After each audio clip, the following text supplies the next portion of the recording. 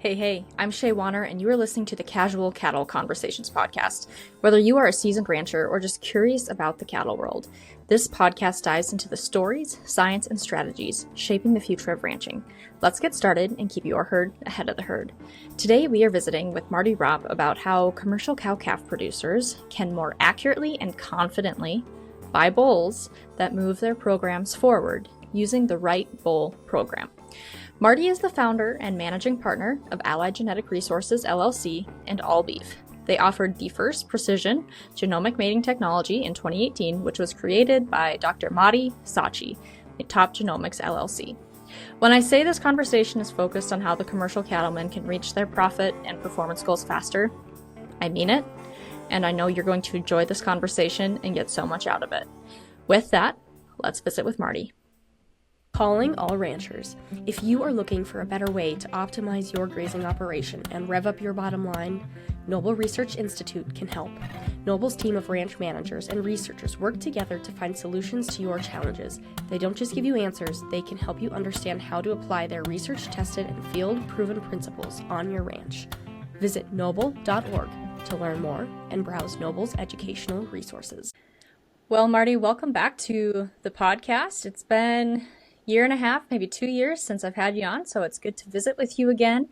And to get started, I would really like to hear why you bet on the beef industry, because you are very involved in the industry itself. Yeah, thanks, Shaye. It's good to get a chance to visit again with you. We talked about it just a second ago, but that is kind of a hard opener to start off with. I guess there's several things. And first, I've been in the ag business and the livestock business since I was a kid.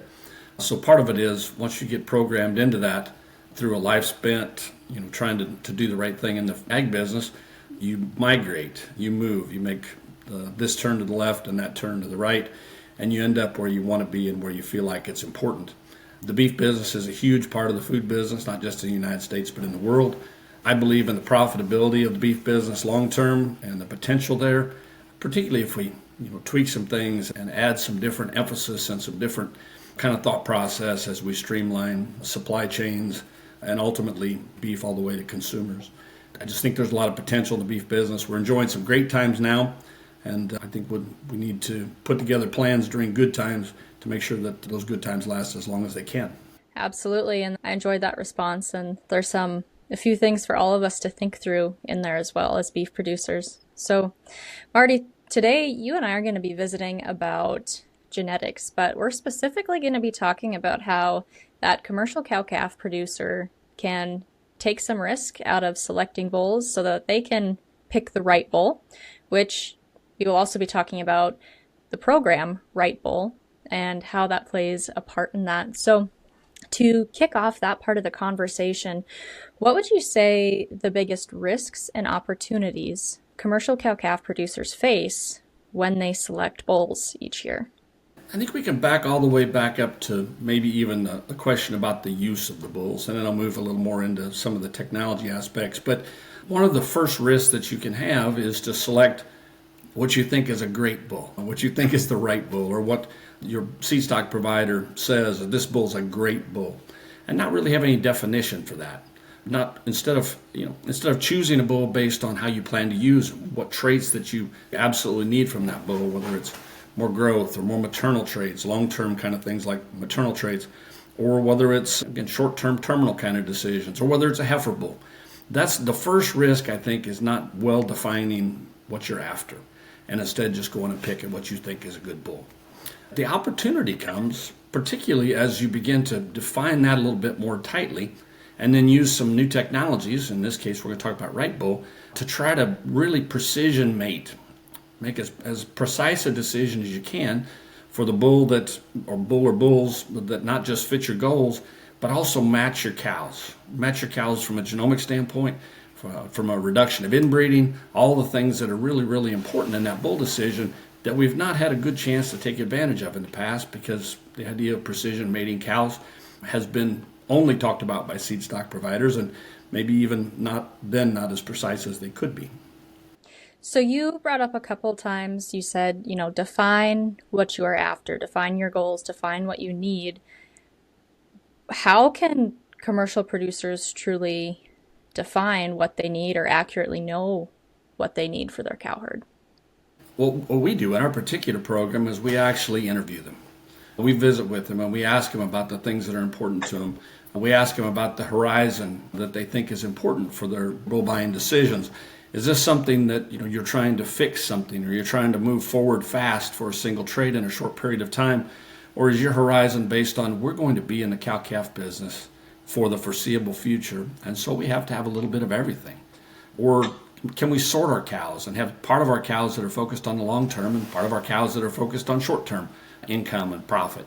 So we have that conversation up front so that when we use the right bull technology, it's as well suited to your specific program and your specific breeding objectives as it possibly can be. And I think that's the best way to start, the best way to help define that. So can you walk me through what that right bull process looks like so that we have a better understanding of how it's helping producers make more confident decisions? Sure, and I'll outline it just a little bit for you if I think that's what you're asking for. It makes good sense to me.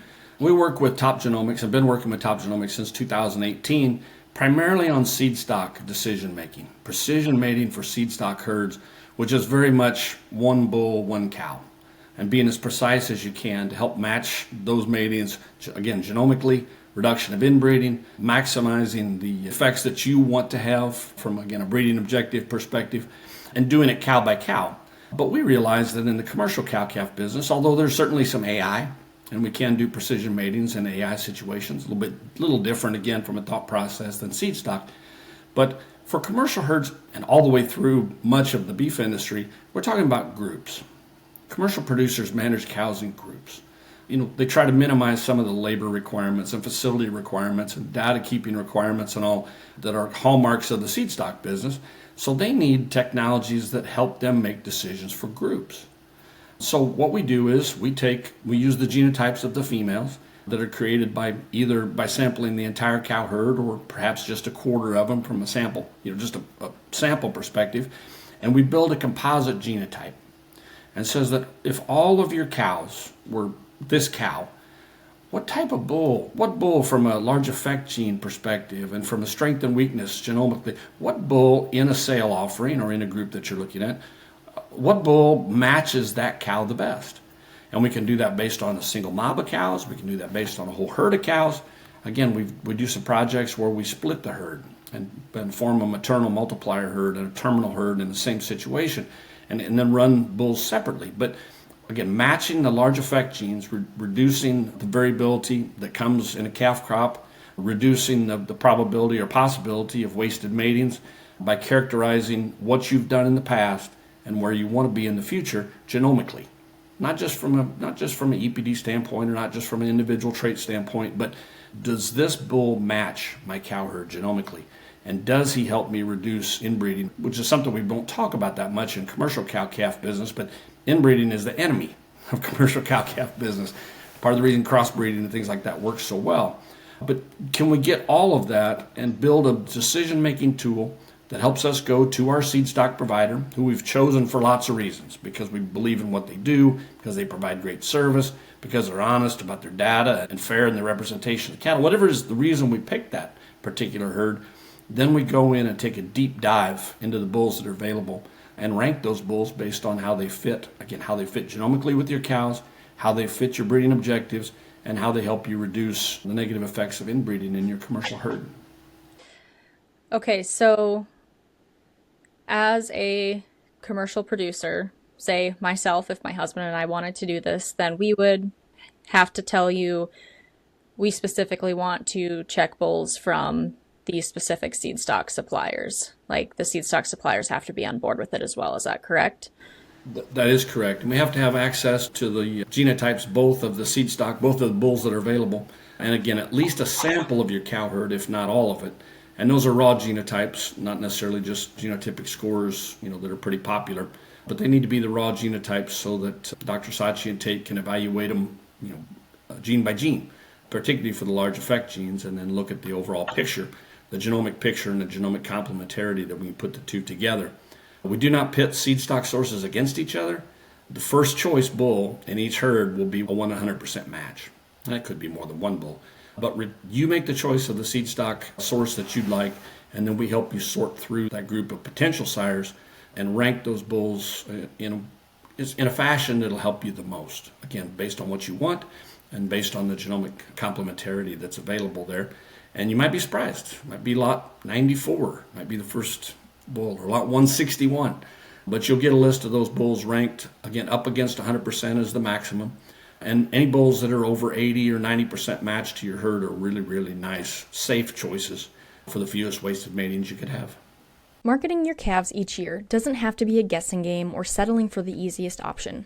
Join me this August for a 4-week online calf marketing short course that walks ranchers through what makes calves more valuable, what marketing options are available, and how they can manage risk best for their operation.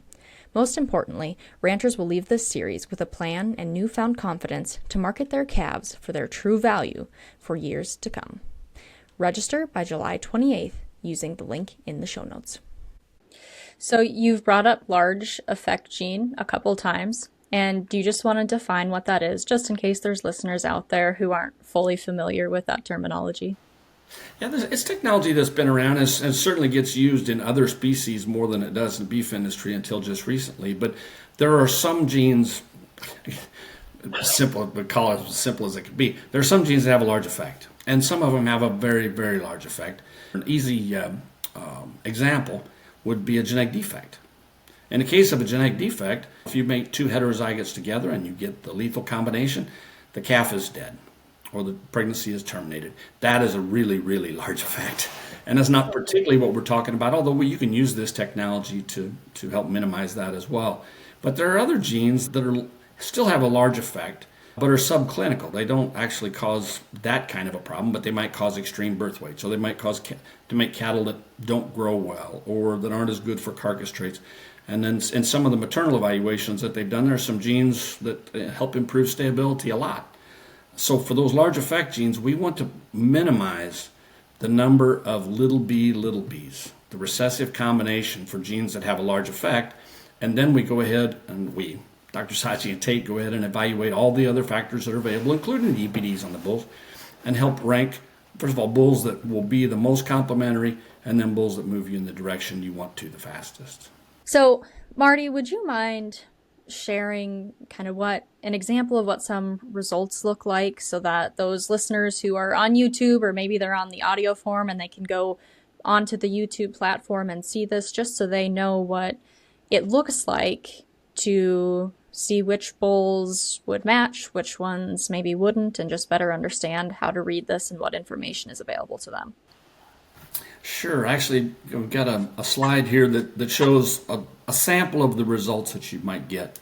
These can be customized a little bit, and this is just part of a spreadsheet. The spreadsheet goes on out to the right with more information on it. But in this particular case, this was a small group of bulls, about an 80 head bull sale.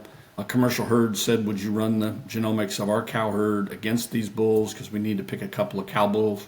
We talked about their goals, and ultimately, in this case, Dr. Saatchi ran this, but he ran those bulls against their commercial cows, and the 100% match, the best match considering genomic, again, the large effect genes, the breeding objectives of that particular herd, and for this choice of bull, and the reduction of inbreeding, was lot 6. Lot 6. His name just happened to be Cannonball, which I made these up in case you can't tell. But his name just happened to be Cannonball. He's the number one match. And it is, as you look through there's about 8 or 9 bulls that are up 84, 85% or higher. There's some half-brothers in there. There's some bulls that really aren't related in there. And even in this particular case, since these happen to be purebred Sim and Sim Angus composite bulls, there's some choices of purebred bulls and some choices of composite bulls that both fit this herd very, very nicely. And a little bit more information about the bulls off to the right as you see. The converse of that, if you look down at the bottom, there were 2 bulls, lot 17 and lot 57, that were horrendous choices for this particular herd. These bulls did not meet the compatibility standards. They didn't meet the breeding objectives or any of the things that you'd like to have. And worst case scenario is you go in and you say, lot 17, he's gorgeous. He's got great feet and he's super gentle and he's exactly what I want physically. You buy the bull, you're happy, but in the long term he ends up costing you substantially more money than you could possibly. You can't buy that bull cheap enough because he's just such a marginal choice for matching with your particular set of commercial cows, even though maybe in another individual's herd, maybe that bull ranks in the 70s or 80s based on different objectives and different past decisions. In fact, just move here to another slide real quick. This is a real example of a set of bulls that sold in Montana last year. So, as I said, different bulls will rank differently in different herds, but again, based on all the things that you'd like to have. And this is an actual result last year from a large commercial bull sale in Montana, where 2 of these were commercials, and one of them actually was a Seedstock herd that asked us to run a right bull for their particular objectives as well. And you can see, even though there's some overlap, like the number 5 bull happens to show up in the positive side of all 3 herds, a couple of other bulls show up in 2 decisions, and then a myriad of bulls show up in only 1 herd. And again, that's based on past decisions and what you're actually after. The bull 141, who's the number 1 choice for the first, in this case, commercial herd, doesn't show up in any of the rest of them. And so, kind of the fear that this program will generate results that make everybody look at 1 bull just isn't really the case at all. And it ends up helping people make better decisions and really customizing their decisions based on the things that they have to have, and based on their doing what's best for those particular herds long term from a profitability perspective. Well, all that's really interesting, and I like this slide where it's showing how some overlap, and like you just said, some don't at all, because it's so precise and individualized for each specific herd or group of cows within a herd. So, Marty, this is not the first genomics program to be available to commercial cow-calf producers, but it is different. So what would you say makes it different, or what are those key differences from other genetic programs that are available to the commercial producer today? Yeah, that's a great question, Shaye. And I think a couple of things. First of all of the programs that we try to work on the genomic side of our allied genetic resources business have to do with helping producers get more value from technology that they're already using or that they're interested in investing in. So you can get a base amount of value by doing the genotyping. You can add to that as many different levels as you like to, but this program really takes that investment and spreads it out into the next generation. There are lots of options for trying to mate cows to the right bulls, but this particular one takes into account the genomics and the genetics of the cow and your purpose for doing those things, and the genomic inbreeding, not just the registration paper inbreeding, but actually the genomic, how similar they are genomically, and helps you make the best decision moving forward. So it's a future-focused kind of a decision-making tool versus just a selection tool, which we can do those kind of things too, but this is about matching sires and dams genomically to reduce variation and help move genetic improvement forward for the things you'd like as fast as they possibly can. I think that makes this difference. It's a decision-making tool. The decisions are delivered to you. Then you can take and use your own judgment. On that list a couple of slides ago, if you like the 5th bull on that list and he's perfect for you, he's a very high-ranking bull, and that's a great choice. And if you don't like the 1st bull because he's too tame, too quiet for you, that doesn't happen very often, but you don't have to pick that bull. You still have to make the decisions, but this gives you a lot of confidence that you're going to make decisions that are going to move you forward for lots and lots of different things. And I think the uniformity thing is one thing that is truly unique as well. There just aren't programs out there that say, hey, we can help make your calf crop more uniform, or in fact, we can help make the beef industry more uniform by doing what's right from a genomic mating perspective, a precision mating perspective. So what are the upfront costs producers can expect from this, especially if they've done no prior genotyping on any of their cow herds, or on their cow herd or any of their cows? Sure. The cost of genotyping is fairly set, and that depends a little bit on who you're going through. If you're going through an association, or if you're doing it yourself through your representative, most of them are either through GeneSeek or Zoetis. That's fairly typical for producers to do that. And they do have the option of genotyping their entire cow herd. I don't want to speak exactly to the pricing structures of the different companies, but you can find those out from us, or you can, individually, you can find that out from them. But again, a lot of herds have decided we're just going to do 25%. And so the cost is 25% of what that was. Use the tissue sampling, the TSU technology to make it simple, and sample 25%. We suggest the younger cows, just because that information will be valuable for more years. and then potentially going ahead and sampling another percentage of them the following year and moving forward. So the genotyping cost is the first cost, and it's the largest cost. After that, the right bull technology, currently we've got that price for commercial producers at $300 per decision. And that doesn't matter if it's one bull or 21 bulls that you're looking at to purchase from a particular herd.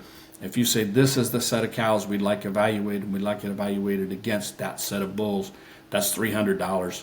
That's the cost of doing a right bull evaluation. If you want to split those into heifers and cows, then it becomes $300 per decision. But relatively cheap, about just a little more than one bid at most bull sales in order to gain some extra confidence. And so there is some upfront cost in genotyping. We think that's a great investment in the future, and commercial herds need to be doing the genotyping things it takes. We just give an extra tool and some extra value to the, again, I don't want to go into their pricing, but to the initial investment in creating those genotypes. And they do have to be raw genotypes and not scores, as I mentioned earlier. Hey folks, have I told you about my all-time favorite seasoning? It's called Pluck.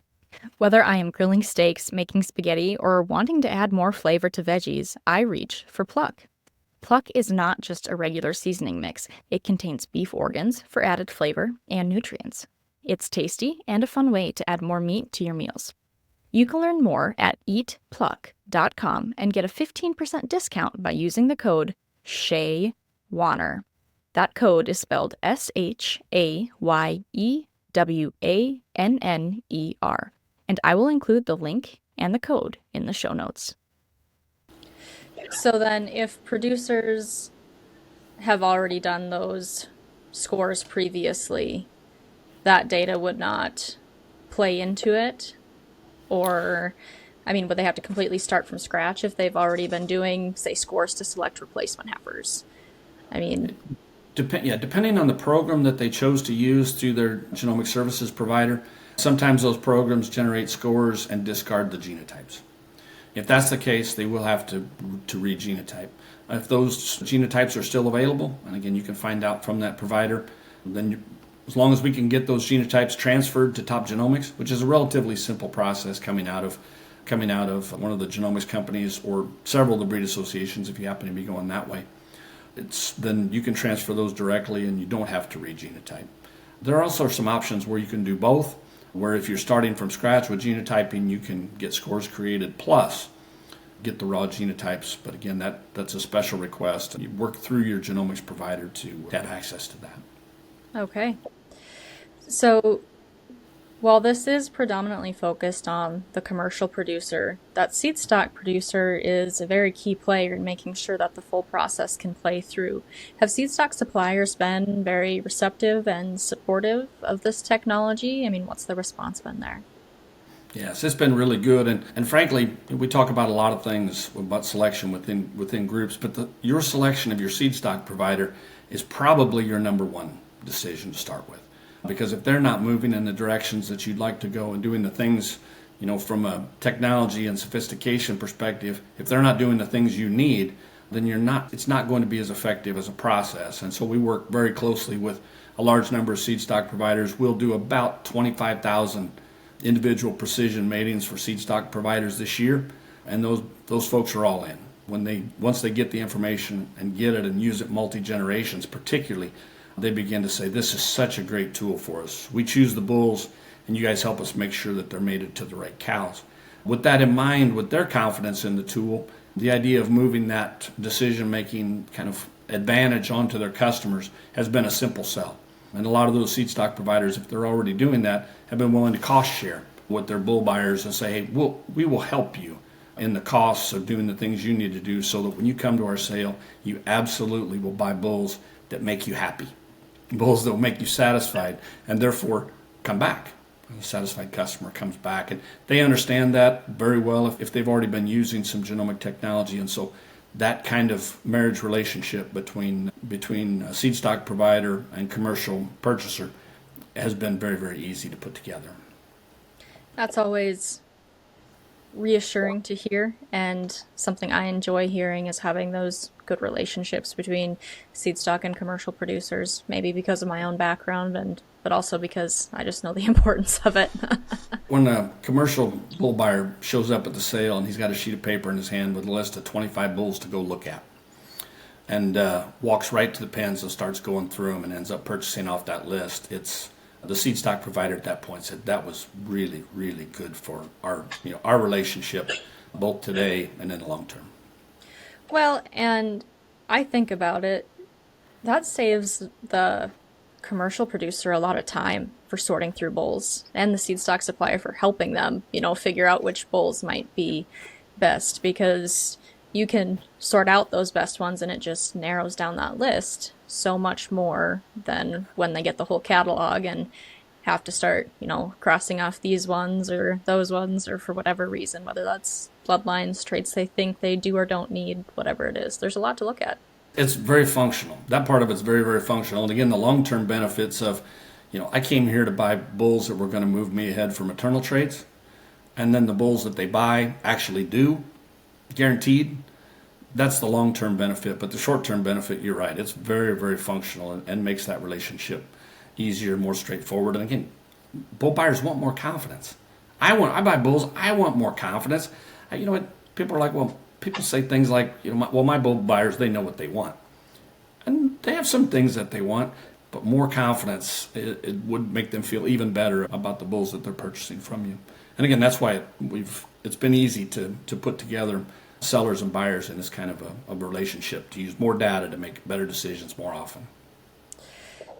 So commercial producers vary greatly, whether that's in size or goals, etc. Who is this technology truly for? I mean, what type of commercial producer is going to see the most benefit and return on investment from Right Bull? I get that question a lot, and the answer is I think everyone can. If you're a small producer and you're only purchasing one bull, and that bull is going to affect your herd for the next 15 years or 20 years with replacement females and everything, that your decision is crucial. You have no buffer. And so if that bull does not match your cows or adds to your inbreeding issues or whatever it is, then that decision has really tied you up genetically for the next 3 to 5 years on calves, and again, in your cow herd for 10 to 20. So that becomes a crucial decision for small producers. From a large producer perspective, if you can take a large mob of cows and reduce the variation in the calf crop and make the females easier to choose from when you go ahead and do some evaluation on those, and move you ahead from a 10 to 20 year horizon on a large number of cows, the gross income and net income from that kind of a decision is making those decisions right, that's crucial as well. So I really don't know that this is a small versus a large producer issue, because precision agriculture is here, and it's here to stay in other parts of in other agricultural enterprises, and it works in beef production too. And I think it's a game changer from a profit standpoint for either kind of producer. Well, I think about that as I married into a family that does a lot of precision ag on the crop side, and they're agronomists in that too. And so when I brought up just doing scores to help select replacement females, it was almost a no-brainer, because we're doing precision work on the agronomy side of it. Why wouldn't we try and be more accurate on the cattle side of it as well? Yeah. And we've been making these matings since 2018, and the proof is in the pudding. The ability to move faster with more security and more uniformity has been a tremendous add-on for Seedstock providers. And now as we move into the larger commercial sector, we expect the same kind of results from them. We've already had some wonderful rhetorical conversations with folks who are using it. They really like the idea of it, and once they see the results, they like it even better. And are you doing this across all breeds? Yes. Yeah, we currently can go across all breeds. We have less expertise as we moved into Indicus cattle in the south. Particularly, we can account quite a little bit for the Taurus side of those pedigrees, but the large effect gene kind of matrix Indicus cattle is not as well defined, from a science standpoint. And so even though we're making forays into that, looking into that, that is not the strength of the program. The strength would be more Bos Taurus on Bos Taurus. Again, regardless of the breeds you choose to use or the breed combinations that you use in your cows, this tool is available and very functional for anyone who wants to use it. Matter of fact, for certain breeds, there are even different large effect genes than for others. And so the decision-making process can be a little bit different if you're choosing Hereford bulls versus if you're choosing Gelbvieh bulls or Red Angus bulls. All right. Marty, is there anything else we did not touch on that you want to share with the audience before we move to the final question? Well, I think we've covered about everything. One thing about the genomics division of Allied Genetic Resources is the flexibility that we have. And I think that's really important too. And if you have specific requests and you say, in my situation, I need something a little bit different.